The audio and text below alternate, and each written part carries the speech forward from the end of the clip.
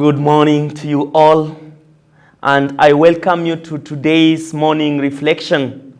Today is the Tuesday of the fourth week of Easter.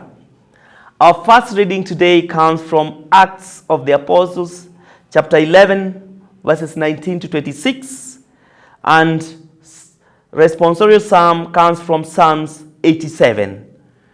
And our gospel reading comes from the Gospel according to John, chapter 10, verses 22 to 30. My dear brothers and sisters in Christ, today, the question that Christ is asking us, do we hear his voice? Because in the gospel, he's telling us, my sheep hear my voice, and I know them, and they follow me. Starting from the first reading, there's something that has touched me. We are being told that Barnabas, who was set apart to go to Antioch, we are told that he exalted those people. And by the way, the name Barnabas means son of encouragement.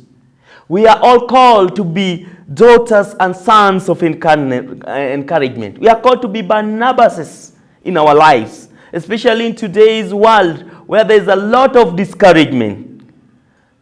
Can we emulate Barnabas, who encouraged the people of Antioch? And we are told that in Antioch, that's where the disciples were for the first time called Christians.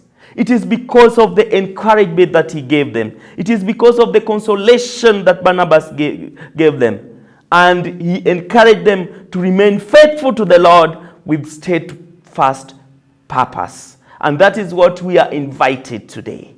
That we remain faithful to the Lord with a steadfast purpose. Despite the persecutions in life, despite the challenges in life, let us remain steadfast. And again, which voice are you listening to it? I want to tell you, and it is true, that anything you multiply by a negative is negative. If you multiply 1 by a negative, it remains -1. If you multiply 1 million by a negative, it will become a negative 1 million. What is it that you hear? What is it that you listen to? Because whatever you multiply by a negative becomes negative, but whatever you multiply by a positive, it becomes positive. We are called upon.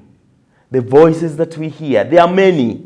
Can we hear a positive voice? A voice of Jesus. And if we hear the voice of Jesus, and this invites us to become prayerful.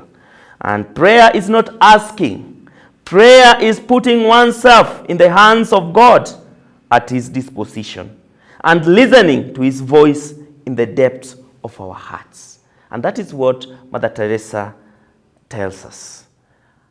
I wish you a blessed day. Thank you.